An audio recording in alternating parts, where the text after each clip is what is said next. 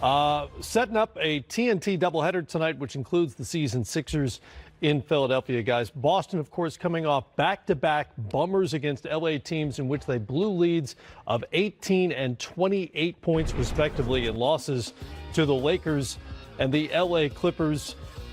Keep in mind, guys, that prior to this stretch, they'd won 10 of 11, so it's all not dire in Boston, right? Overall, this team is moving up. The arrow is pointing upward, not downward. But Kyrie Irving is out tonight because of the knee injury, likely out tomorrow night as they wrap up the pre-All-Star break schedule.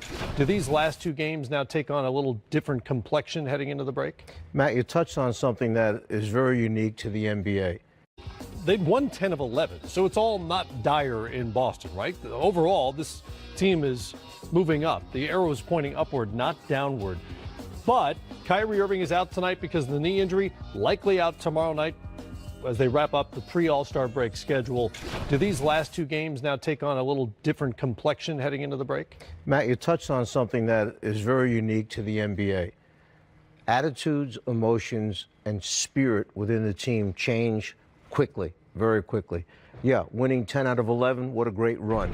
And then all of a sudden, you can walk into the locker room one day and they look different, the look on their face is different, the energy they give is different, and that team that was so cohesive during the 10 wins suddenly isn't the same team anymore.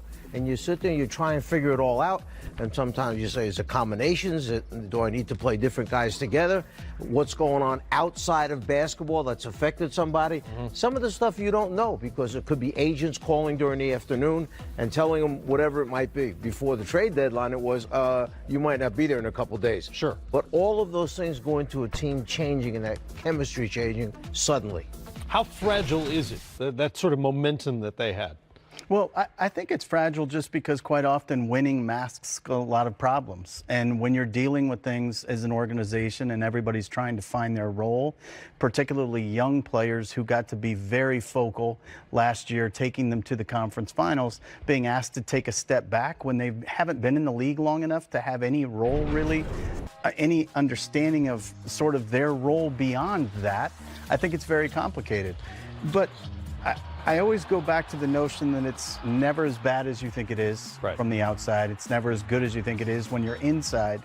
They're up 43-20 against the Clippers the other night, and Kyrie's a plus 15 in 14 minutes before he leaves the game with the knee injury. We'd have a completely different feel if they polish off that game in the way they started it. We'd say, okay, they're fine. They had a little bump in the road, and they're still more the team that was 10-1 in 11 games. Now we're looking at them as, oh boy, they're probably more the sum of all the negative, and that's not true either. Griff, let's go back and set the table in the playoffs last year. No Kyrie, no Gordon Hayward. Right. And this young group that you just mentioned winds up taking them to a great series against the Cavaliers before they get knocked out. Everybody was on a high. Expectations coming back this season was so great because you have two all-stars returning to the lineup that weren't there for that run. But that changed the roles of the people that had gotten them to that great series against the Cavaliers. And suddenly, guys who were getting 28 to 32 minutes are getting 12 to 14 minutes. All of that goes into the makeup of the team. And that's why it hasn't been the same smooth ride, because people are learning different roles, different amount of minutes. Our coaching staff had to deal with different players and put this all back together again. This team came within a game of the NBA Finals last year. They're a deeper team now. Even though the record is maybe not what folks expected it to be at this point in the season, is this still as dangerous as any of the other teams in the East? Oh, I think without question. And the other thing that's lost in all this discussion of their chemistry issues, Gordon Hayward's starting to find himself a little bit. He's been far and away their most productive and efficient player in their last 4 games.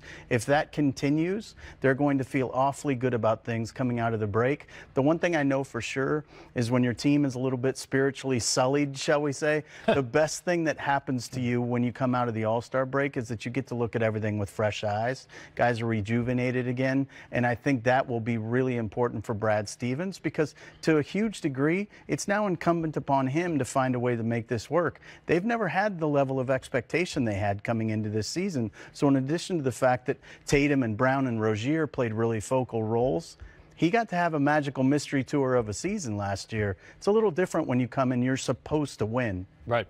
Spiritually Sullied, by the way, is going to be the title of my memoir. By the Friar. Just because I like the phrasing of it. You know, at some point, the Sixers are going to have to start beating the teams in front of them in the Eastern Conference. At some point is the playoffs, by the way.